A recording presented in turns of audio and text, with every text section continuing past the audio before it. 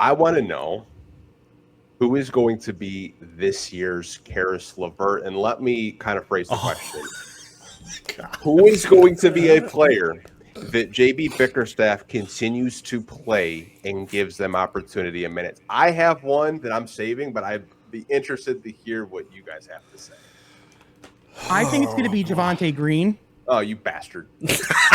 Damn it. Did I steal your guy? Yeah. I just he's the guy that, he played all 82 games last year. He's one of the only guys that did. Mm-hmm. He's, he for a fact, effort that you're getting from him every single game. And it's like, not only did JB lose Isaiah Stewart this offseason, he lost Tobias Harris. He lost his security blanket. And so if you don't go to the, if Tobias Harris was the security blanket, then Javonte Green's like the trusted tarp. It's like the tool that you overlook, but for a fact it's going to get whatever job you need to get done when you go to it. It's like he's someone where you don't know what you're getting from him offensively each night, but he's going to play his ass off. He's going to cause 1 or 2 turnovers. He might get into foul trouble, but it's because he's clearly giving a shit. Yeah.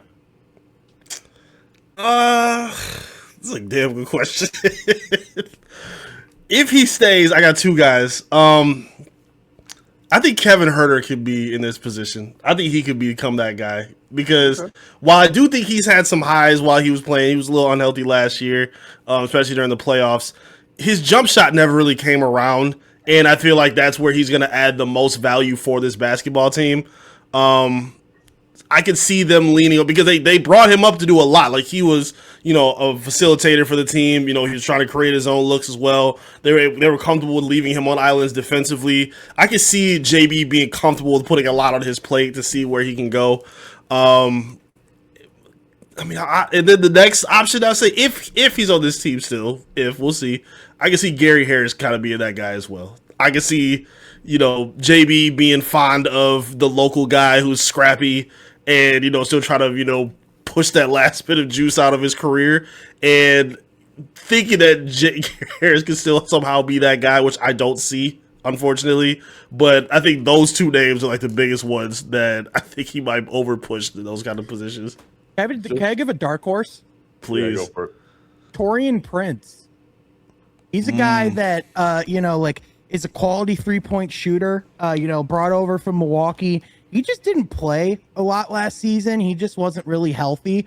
And I remember Doc and kind of he was talking about not having all their players. And he's like, Taurean Prince was a pretty key piece in who he was talking about. And look, I know Doc Rivers is Doc Rivers. He's going to make excuses, until he's blue in the face. But at the same time, this is a guy that, has been pretty consistent and reliable for a lot of his career. And I'm not saying he's a star player or anything, but he's at the very least been a pretty stable, consistent role player, a guy who, is reliable on the defensive side of the ball too. If he's healthy, I could see him being a low key, kind of an unsung hero of the Pistons rotation. Mm-hmm. Hearing Eric talk about Gary Harris, I was like, oh my God, that is Karis LeVert 2.0.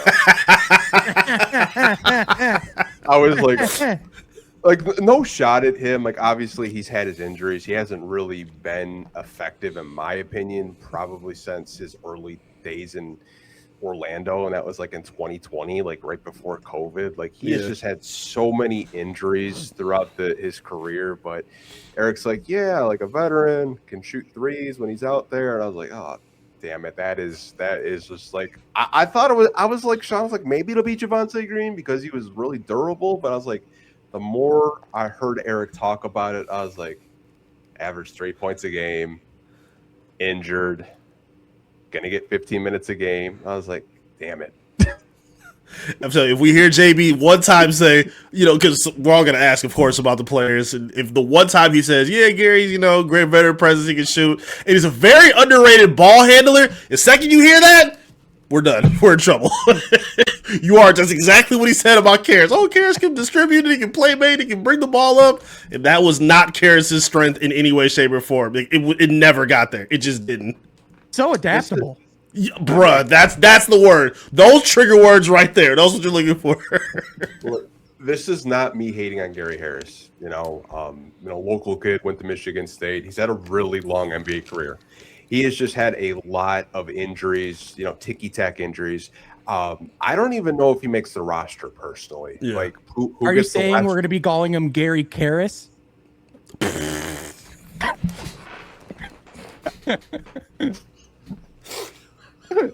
Let that breathe. Don't talk. Just let that breathe for a second. You're letting me sit in that one? Damn you, Sean. You letting me sit in that one? I gotta go Oh, stand in you the are corner. terrible. That's I getting gotta- clipped.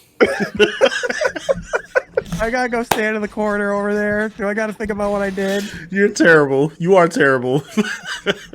That's the Karras of this pod right there. That joke. That wasn't a no.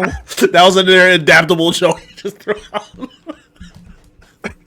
Man. I already know people that work for the Pistons watch this podcast.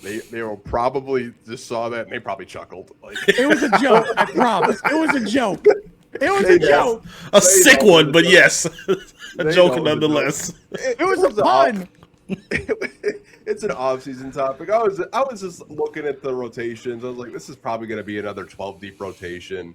It's probably going to be – there's going to be one guy that just gets way too many minutes, and we just sit up here and say, why does he get so many damn minutes when there are other players on the bench that can just provide it? But, I mean, if Gary's on the roster, cool. I'm not opposed to it. 40% three-point shooter, local kid, rooting for him. But if he gets waived, hey, who knows? Another guy to look out too in that role. I'm not saying I want this to happen or even that I think this will happen, but now that Isaiah Joe's on the roster, I think people could be looking at Duncan Robinson and saying, why is he playing as much as he is? Or why should he be starting over him? Because I think people will be like, oh, well, Isaiah Joe's better. Why should he not be on the floor more than Duncan Robinson? Like I could see that narrative start very quickly. When you said dark horse, that's what I thought you were going to say originally, was Duncan Robinson. I thought he could morph into that. I was thinking the exact same thing earlier. Yeah, when you framed it in the way of like, all right, who's going to like be the guy that like JB just goes to? It's like, well, that's Javonte. But it's like, all right, well, who's the guy that could like potentially become the ire of the fan base? Like if they don't start playing well, we've already seen a track record of like Duncan had a great season this last year. He's had a great past few years. Don't get me like he's been pretty consistent as a 3-point shooter, but we've seen in the past when the 3-point shot isn't there, that other elements of his game struggle. And so I'm not saying I think that will happen, but I'm saying that it's something to keep an eye on, because if there is a guy that could fit that mold, if things don't go right, I think he fits that mold.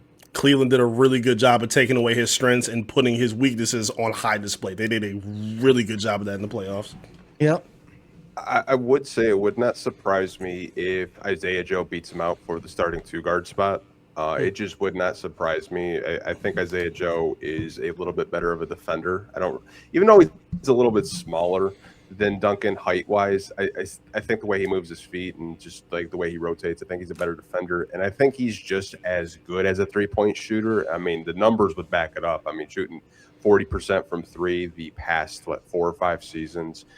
He's on pretty good volume too, like 6 attempts a game. Like I heard someone on a podcast say that he's probably going to break Malik Beasley's 3-point record because he's going to get the attempts. He's going to get the attempts. And I mean, hey man, who knows? Who knows? Let's just say I won't be betting on it.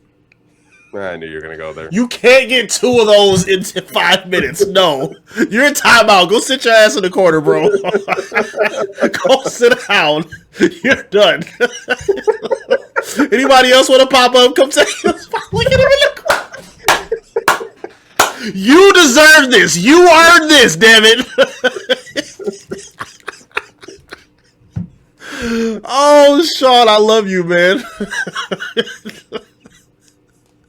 Oh my god. Oh, I'm dying. Ordering the Dunks app on Amazon. Yeah, I mean, like I said, this was it was supposed to be a fun, light-hearted topic. Sean got 2 puns out of it in about 5 minutes. Like, crazy. I'm leaving here with something. I know. I know.